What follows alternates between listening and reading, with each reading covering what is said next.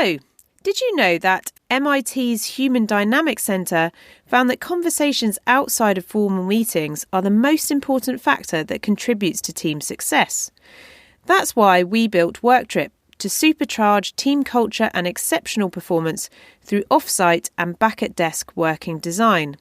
If you're looking to take your team on an off-site this year, make it count. Help re-inject the social learning, new ideas and adventure back into the world of work. Go to worktrip.com and check out our team-specific listings, including venues, experiences, executive coaches, facilitators and speakers. Our vision is to help all teams, from high-growth startups to well-established corporates, to get together, enjoy work and be productive. We scale those aha moments which unlock great things.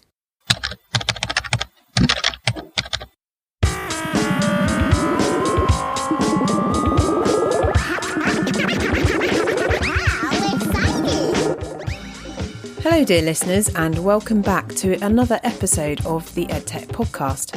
In this new series we are looking at all things future of work and how that intersects with learning, leadership, humans and technology.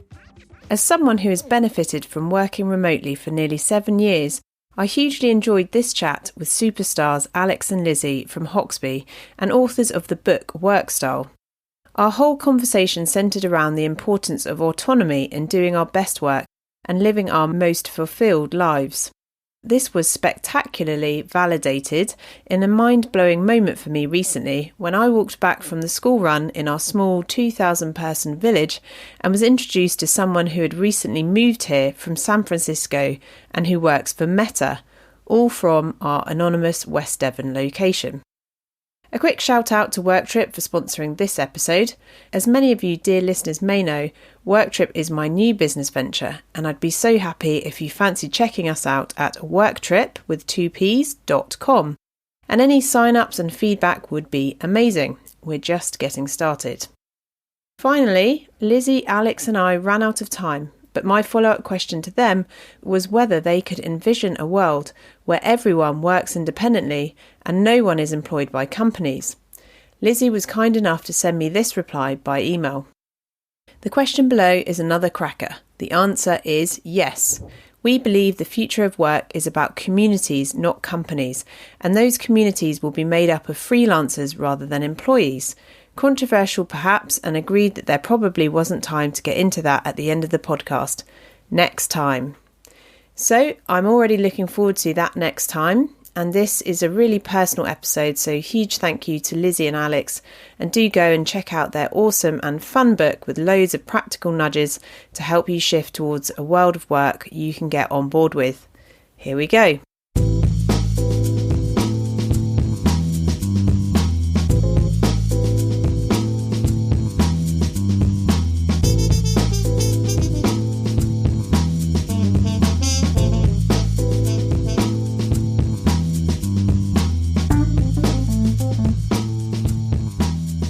Right, cool. So I am really excited to chat to the authors of WorkStyle and the founders of Hoxby. So I've got here Lizzie, Penny and Alex Hirst. So welcome, guys.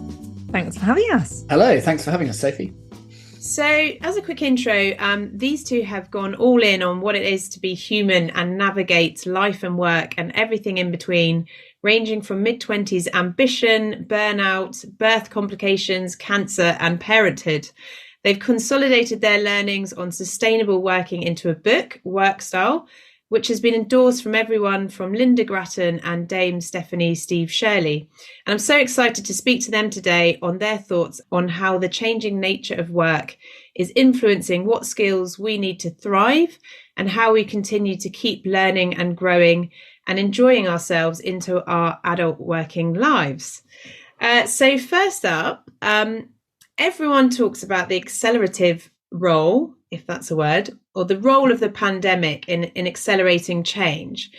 But what I really found very interesting in the sort of setup of your book is your idea around 2014 being sort of this golden year for the future of work, or whatever we might want to term that, but a real pivot point and changing point for how we work. So for our listeners, can you share a little bit about what are some of those things that happened in 2014 that change everything? Yes, so we talk about 2014 as a magical year in the book. And we think it's interesting now because, as you say, everyone says, oh, well, pre-pandemic and post-pandemic. And we're always saying we've been doing this for 8 years. We were doing it for a long time pre-pandemic, and we could work that way. I think society and attitudes just hadn't caught up.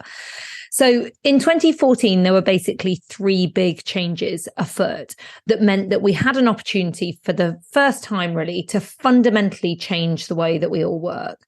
So those were technology, aging, and independence. So the first is technology, and it's much discussed about the portability of hardware or the prevalence of Wi-Fi. But the thing that really changed in 2014 is something that sounds quite small, but for the first time, Mobile Network 3 allowed us to tether to our mobile phones as a personal hotspot. And that really changed things because we saw the opportunity to stop thinking of work as a place that you go and start thinking of it as a thing that you do whenever and wherever we could find space for our laptops. So that really changed things because suddenly you could literally work from anywhere that you had mobile phone reception. And I know, Sophie, you live in rural Devon, so it may not be everywhere, but the principle is that now... Hey, we've got a lot of funding down here for that kind of jazz, so yeah. That's all good. So then the second big thing was just rising awareness of a changing demographic and specifically an aging population. And you talked about Linda Grattan there, but and she's written widely on this. But a fact for you: 21% of the worldwide population will be over 60 by 2050. And I think that includes all 3 of us, if that's not too offensive, perhaps. So as our life expectancy increases and where a nation state can't fund pensions and social care, and where families and communities can't give the support they need, older people will simply need to continue working longer in order to remain financially independent. So really that creates a need to fundamentally reshape how we work, because without this, businesses simply won't have enough workers to meet their needs. So that's the second thing. And then the third thing that was really happening in 2014 was changing attitudes to work, and specifically more independence to choose how you earn a living. So lots of people were trading the idea of a job for life for self-employment or a portfolio career. And there are around 4 million self-employed people in the UK, and the freelance workforce is the fastest growing labour market in Europe. So this is a really changing area, and yet freelancers aren't often considered as a group. So I think that means that this is something that's kind of covertly been changing and people haven't necessarily noticed it. But that brought more independence in attitudes to work and a newfound responsibility for self-management. So for us, it was the coming together of those things that created the conditions for WorkStyle and being able to work in a truly autonomous way. One thing I absolutely loved about the book, and we were talking about this, Alex, before we hit record, but was just that your personalities really shine through in it. And actually, when I was reading it, so much of what you both said in your own stories, but also in the kind of case studies that you cover in there, really connected with me. So I kind of quit my job in 2016. I like to say I was sort of an early adopter of the Great Resignation. I was doing the commute, I was getting pulled into meetings I didn't feel like I needed to be in. So I quit and set up the podcast, actually. And shortly afterwards, had quite a sort of major life event. So I lost a baby. And actually, I think lots of people talk about that kind of thing, that, when you have these life-changing events, if you work in a WorkStyle way, so which we can come on to what that means, but that you are in control of how you meet those moments. And I know that you've both had very significant moments yourself. And then the other factor, so Alex, I know you spoke about not having to live in these areas because that is where the density of work is or where you're expected to work. And then being able to try out, how I want to work, who I want to work for. So I just really connected with those sort of opportunities that come up through this shift in the way that we work as well. I'm so sorry to hear that, Sophie. I mean, I think the thing that Alex and I have realized in the process of writing this book and in starting Hoxby and in working in a WorkStyle way is that people endure hardship in many different ways in their lives. And, WorkStyle is about the freedom to choose when and where you work. It's about well-being, productivity, and society. That's what we talk about a lot is the macro, the theory, the principles. But I think for us and for many, many other people, this is about day-to-day life. This is about, big changes that only impact us as individuals. And it's about small things that mean a lot to us. And so I think the thing that we wanted to do with the WorkStyle stories in the book was show that working in a WorkStyle way can be utterly transformative for individual lives. And we didn't want that to just be that it's been transformative for Alex and I, which it has, but show that for many people, this really has changed their lives, being able to work this way and remain happy and fulfilled in spite of life's inevitable ups and downs. And for people listening, there's many terms that kind of circulate, and one of those is flexible working. Can you explain what WorkStyle is and what it's not as well? I think the first thing to say is that in response to all those things that you've just talked about, historically, we've had to live our lives around our work commitments, and our work commitments kind of limit our ability to deal with those fluctuations in our circumstances, because we have this rigid Monday to Friday 9 to 5 block of our lives that's immovable. And actually what we're trying to create with WorkStyle is the opposite of that, which is work that fits around life, on the basis that every life is different and every life changes as well. And what those conditions in 2014 enabled, finally, in light of the fact that much of the work that we do can now be done from anywhere and at any time, finally we have this opportunity to say, well, hang on a minute, life doesn't have to fit around work anymore. I don't have to think about my work as a 40-hour block of time that has to be done between the hours of 9 and 5 Monday to Friday. Actually, I would be way more productive, way happier, and do much, much better work, more fulfilling work, if I could just do it to my own schedule with autonomy. And when we talk about WorkStyle, what we're talking about is autonomy. And there has been a lot of research done to prove that autonomy is better for work-life balance. It's better for productivity, for engagement, for staff retention, for reducing stress, attrition. And lots of theory has been put out there to suggest that autonomy is better for everyone, for people, for businesses and for society. But there was very little in the way of actual evidence of having done it. Very few organizations that could actually say, yes, we've enabled everyone to decide for themselves when and where they work. We give everyone complete autonomy. So that's why we started Hoxby, which is the company that we founded in 2015, which was to prove that you can have a business wherein everyone has that level of autonomy.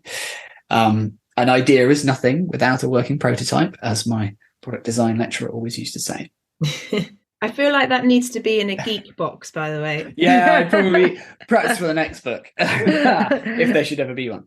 But I think that's the big difference between what we're talking about with WorkStyle and any other system of work that is mandated by an employer.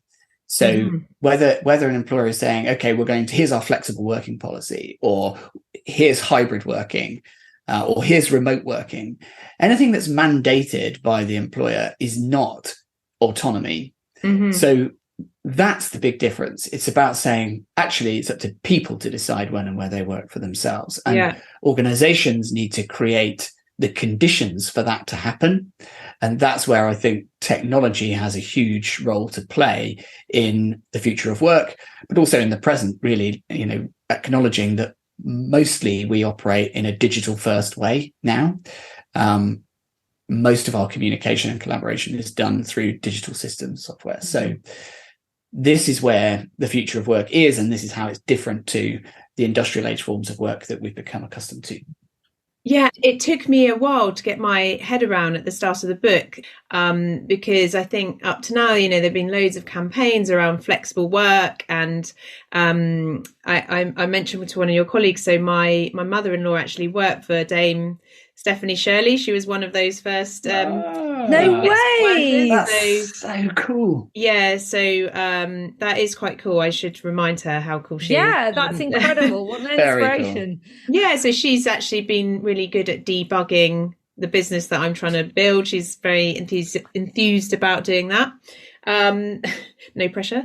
And and so, yeah, how I came to understand it is, anything that still tracks back and is compared to the 9 to 5 is not work style, because you're sort of celebrating then, I've been, they've let me have like 10 extra flexible minutes, and the problem with these extra policies is, you can put the policies out there, so a bit like paternal care policies and things like that. Like, if it's not the dominant culture in the organization, it's there, you've ticked the box, but no one really then goes and sort of picks that up and runs with it, or can be slightly frowned upon. I think that you said, let me have, like, that's the key part of that sentence. They've let me have, it's where is the balance of power, and what does that do to motivation?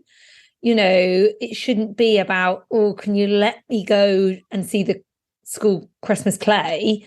That is one of life's defining moments, seeing your 5-year-old in the random nativity play, and you'll work later or harder to get to your outputs in order to make sure that you deliver. And we know, as Alex said, that autonomy is amazing, but also this is a source of competitive advantage. I think that what we're finding concerning is that as we head into what's set to be or build as the longest recession, certainly in our lifetimes, we're seeing more and more big organizations bringing people back into the office because they get nervous. We're seeing people say, okay, well, you've got to be in 3 days a week, but at least we're working in a hybrid way. When we've been through a pandemic where we've seen a real enlightenment for individuals who say, well, I'm not happy to go back into the office 3 days a week. And so for us, we think it's really important that organizations understand that actually it is better for productivity in recessionary environments for people to work autonomously rather than going back to presenteeism and this kind of security for leadership to feel, that they want to see people because then they know they're working, which is kind of a worrying trend to see after. I was going to ask you about that because, yeah, absolutely. You had some of these really high profile work from anywhere policies and, that was a big fanfare at the start of the year. And it very much felt like the seat of power was it with employees. And, it was all about retention and employee well-being to retain your best talent. And, roll forward 12 months, it definitely feels like that pendulum has swung back slightly towards the employer calling the shots a bit more because of the economic environment. And I just wondered, because I know you've done some amazing surveys and you've got this amazing vantage point with your kind of collective and your community, whether you're seeing any data on that swing and how much of it is sort of headlines and how much of it is a real shift. I think the thing that's a kind of strange combination or an unusual combination at the moment is that we're going into a recession, but we've got record low levels of people in the labour market. So we haven't seen these labour market shortages since the 70s. And as a consequence, there's this weird combination where we are seeing big organisations are reasserting control, particularly over location-specific working, even knowledge-based organisations where people in theory could work from anywhere. But that is coupled with record low unemployment. So labour market shortages, and, you know, in the recent autumn statement, that was a key part of getting the economy going again, is how can we bring more people into the workforce? And WorkStyle and autonomous working is an absolutely essential way in order to address those labour market shortages. You know, we talk in the book about excluded groups, and there are 7 excluded groups who are structurally excluded from work if you don't work in an autonomous way, because they physically cannot get to or work at their most productive in an office environment. And that is older workers, carers, those with chronic illness, physical disability, mental health challenges, parents, and people who are neurodiverse. So I think it is a weird mixture that we're seeing this kind of going retrenchment back to the office, but actually that also won't stand organisations in good stead because of the labour market shortages, aside from the fact that for society, we should be including these people in work. You know, there's great societal progress if we can fundamentally include these people who otherwise would be excluded. It's the difference between, I think what we're seeing is pandemic-induced lockdown enforcing a requirement for remote working is not the same thing as enabling autonomy for the benefit of inclusion and increased productivity and increased well-being, and actually through that heightened level of inclusion, more cognitively diverse companies who are collectively more intelligent, we should also add. So what's happened is there was a response to the pandemic, and that was not ideal circumstances and an imperfect test environment for remote working. But now what we're seeing is, okay, we've tried that. Things are difficult. We need to default to what we know. And what we know is based on 2 centuries of working together in buildings between the hours of 9 and 5. It's very understandable why that would happen, but also a real travesty, because the pandemic has opened eyes to new ways of working. There is an opportunity right now for leaders of organizations and for people within those organizations to shape what happens next and demand autonomy now that we have the capability to work the way that we're talking about. If we don't take action now and we do default back to how things were, we're going to be slowing down progress hugely in terms of our organizations, but also as a species overall, our ability to work together across continents, across time zones, across, you know, languages, and, you know, our ability to work together hinges entirely on our ability to use that technology in the best way, which is about adopting autonomous working. So what we mustn't do is fall back. But it is a worrying time because economically, there are things that are happening that are driving those decisions, rather than necessarily, to Lizzie's point, looking at the opportunity for competitive advantage that this way of working can bring. And that's what we're hoping to help clients to see and to understand and develop over the next few years. Yeah, there's a really interesting tension in there, because I know in the book there's a great emphasis on sort of individual autonomy, but then you talk about the role of technology in the future of work, and part of that is weaving together collectives of people and people working in teams. So how do you see that combination between, you know, individuals and then, you know, the fact that the world needs interdisciplinary, you know, collaborative working as well? I think it's just a mindset shift. I think that lots of people think the way that you work collaboratively together is being physically together in an office every day. And I think for us, our view on connection is very different from most people. And the most common question that we're asked is, yes, but you can't connect with people unless you're physically together. And we don't refute that, in that profound connection happens when you're together. However, we don't think that's the most productive way to work. The most productive way to work is asynchronously. It's collaborating through systems and software with tight parameters set so that everyone's respecting their own boundaries and people do deep work at the time it suits them best in a highly bespoke, individualized way. One example I would give is that 50% of Brits suffer from loneliness in the workplace. I think that really epitomizes for me why being in an office doesn't necessarily mean that you're connecting with other people. It just means you're sitting with other people. Possibly ignoring them as well. Quite possibly got your headphones in, or you're on a Zoom call with someone who's not in the office. It's really bizarre. And so I think that there are two things. One is connection in real life is important, but it's important for, as Brian Elliott puts it, breaking bread, for building relationships, for building connection. So, for instance, we have Hoxby meetups happening all the time around the world, but we also have one big annual event where we meet to have fun, to get to know each other. We never do any work at that event. And then the second thing is you can build profound relationships connecting digitally. So, for instance, at Hoxby, we have a water cooler channel. It's full of cats and dogs and babies and gifts and whatever, but you duck in there when you want to engage with the water cooler, rather than someone dropping by your desk and interrupting you when you're in flow.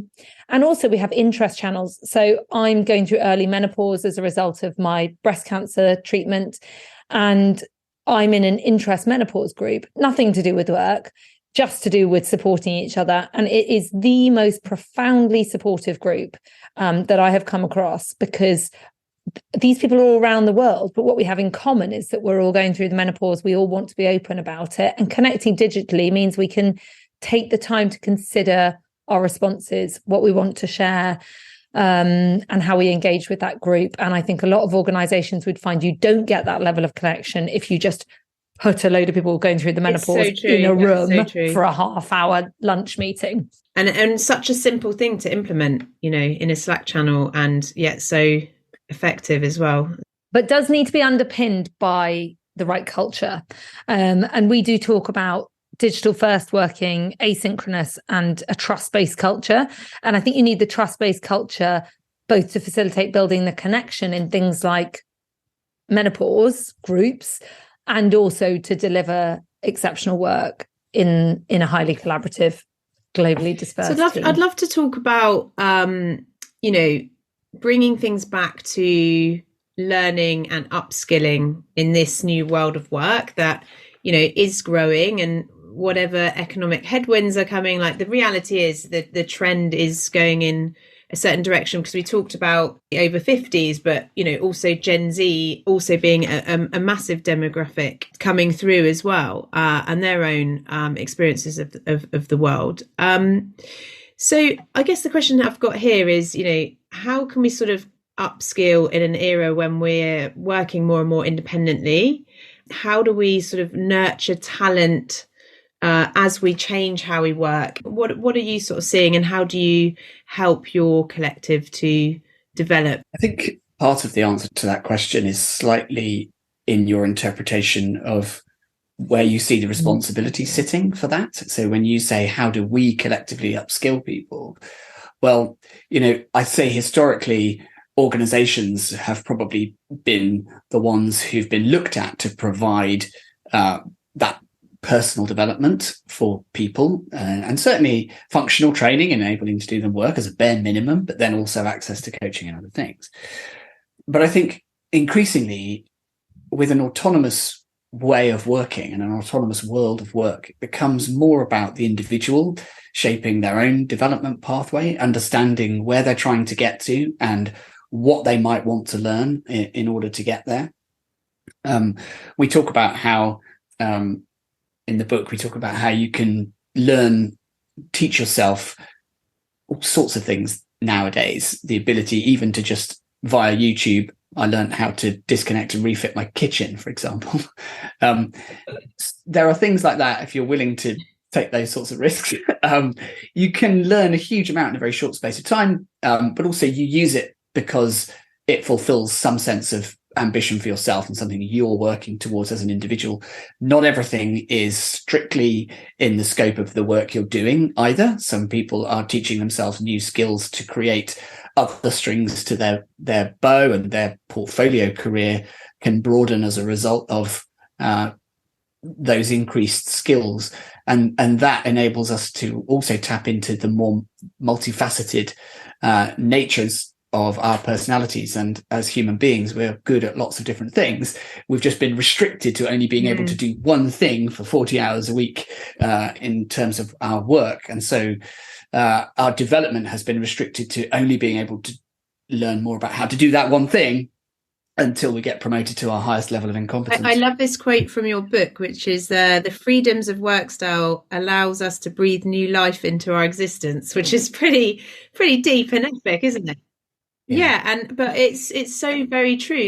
You know, we've had some really interesting companies on the podcast over the years who are looking at how do you capture your skills that you're developing in other areas of your life and how they feed into your work and out of your work. And it's you know, that is the joy of living, is that breadth as well. Sophie, it's interesting because when we curate for teams, and you touched on this earlier, so for each project we will bring together a new team, we will curate for a team, but we do that based on not only skills, which is what loads of organizations would do, we do it based on skills, passions and circumstances.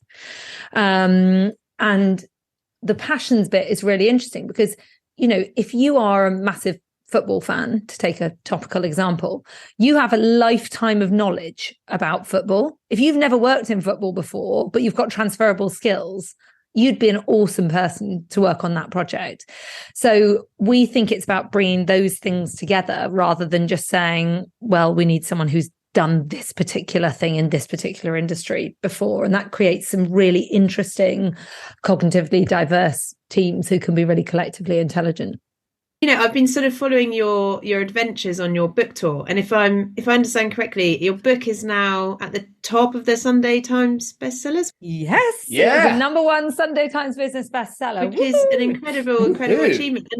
And what I wanted to try and get out on the podcast whilst we come to the last 10 minutes is, it looks like you've just had so much fun, and whether there were some funny stories that surfaced through, you know, you must have spoken to so many people, anything that sort of sticks in the memory. So firstly, we didn't realise, so we're entrepreneurs, or we were till we wrote a book. Now we're entrepreneurs and authors, and I think it takes a while to get your head around that. But we did not realise that signed books was such a thing. And Alex and I work remotely, but we've been coming together to do lots of talks as part of our book tour. And so what we found is we have to sign books all over the place. So for anyone who follows Alex and I on Instagram, Lizzie the WorkStyler and Alex the WorkStyler, we've been signing books wherever we come together. So on the train, in the middle of a field one day when we met for a walk and work at Western Burt Arboretum. We've been signing books separately and then doing a handover of boxes of books so the other one could sign it at the back of the car. So that's been an interesting element that we hadn't even considered. And we're now selling signed books at workstylerevolution.com because that's apparently something that lots of people want.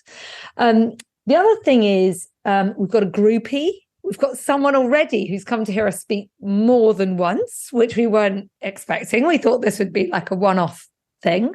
So if the groupie is listening, then I hope we've covered some different content. You've done a security check on them, I'm guessing. But I think the main thing, on a more serious note, is that the thing that inspires Alex and I is impact, is creating change.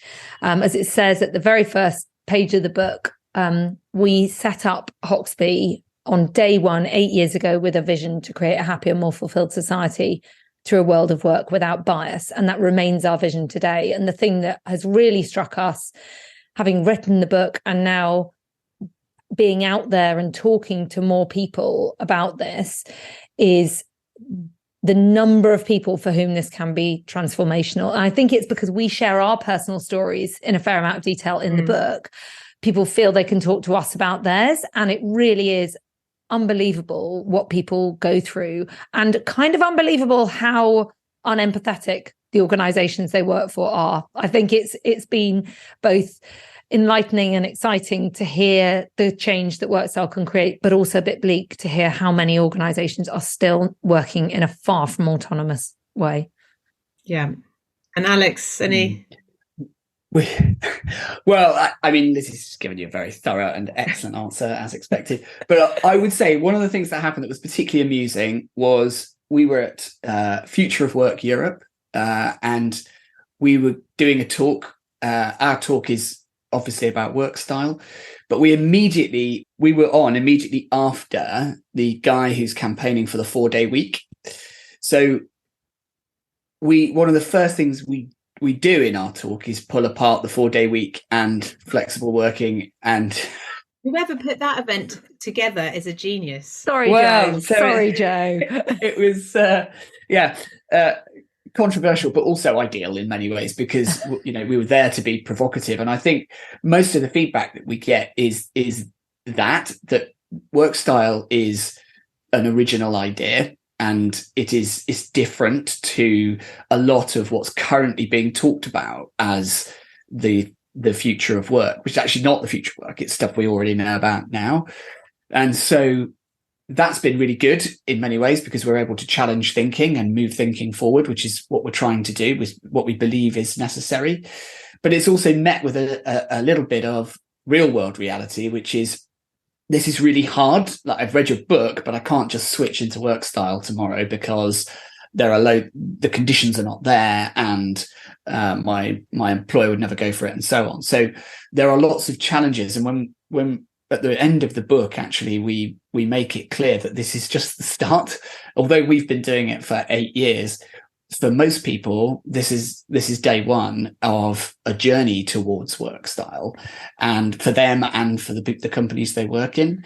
And so when we talk about how you get there, we talk about it in terms of steps, incremental cycles that you have to go to. You have to break barriers to get there. You have to change your mindset. And that's where, we hope that the chapter summaries in the book are helpful for helping people to kind of begin their journey and start having the conversations in the places that they work, to help create this broader change and realize our longer term vision for the future of work. And we consult in that area. So anyway, one of the areas Hoxby consults in is about moving on the journey towards autonomous working. And what we found, interestingly, is it only takes one individual who is inspired by WorkStyle in an organization to be able to bring Hoxby in to hopefully create change for many people in that organization, which I think that element has been really inspiring.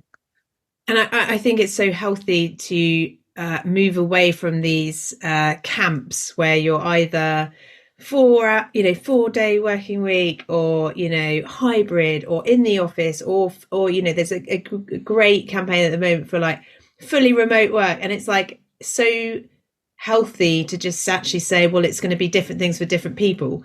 So we were on a podcast the other day, and someone was trying to play devil's advocate, and basically the answer to every question is, but we're all different.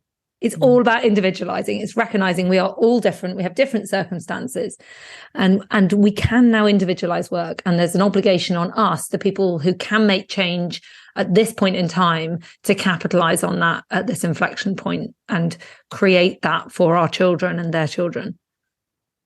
So 3 minutes left. I'm gonna pester you for one more thing. So we always ask our podcast guests, any best resources, tools, or people that sort of inspired the way that you work that you'd love to share with our listeners? So it can be something wildly inspirational or very practical, but something you'd like to leave them with to think about. Read the book would be the if you haven't bought and read WorkStyle, read WorkStyle. And I would say there are more than 600 references in that book. It is fun, as hopefully Sophie will testify. People keep telling us it's an accessible book, but one of the things I love about it as well is the end of the chapter prompts for things to do. Reflect, act, and inspire. We talk about that at the end of every chapter. So I think the book has a huge wealth of resources within it. And also at workstylerevolution.com, there are more resources as well. I think the other thing is, we always say to people, try using the word WorkStyle. Like this week, just use it in a conversation or to the cat. and see what happens. Probably not much if you say it to the cat, but just get in the habit of using it and see what happens. So I think that for us is really important. And one of the most important frameworks that we touch on in the book is about set, project, and respect. So take time to reflect and kind of set your own work style. Think, how would you work if you could fit your work around your life rather than the other way around? And then project that. So talk to someone about it. And in talking, you're more likely to deliver it because you create a kind of psychological contract with the other person to hold yourself to account. And then respect. And we're sad to say that people are brilliant at respecting each other's work styles, but not always great at respecting their own. So often respecting your work style is buddying up with someone else and helping each other to hold each other to account. So that's an important framework. We also are doing a giveaway on Instagram at the moment of WorkStyle plus 9 other books that we have shortlisted as recommended reading to accompany WorkStyle for someone who's got a lot of time on their hands to get through all 10. Christmas. So that's worth a look. I won't go through all of those now, but one of them that has been hugely inspirational to us is Rebel Ideas by Matthew Syed, where he looks at the issue of cognitive diversity, or the opportunity, should I say, of cognitive diversity to increase the collective intelligence of our groups, our teams, our companies, which is huge. Awesome. Well, thank you both. We packed an absolute load into that chat. So really, really appreciate it, and hugely inspirational to hear your own stories, both in the book and today. So thank you also for being so generous and sharing what's gone on in your own lives as well. And I hope you do many more book signings out the back of your car and many more. Living the dream. Thank you very much, Sophie. Really appreciate that. Thanks for having us. Bye-bye. All right. Chat soon.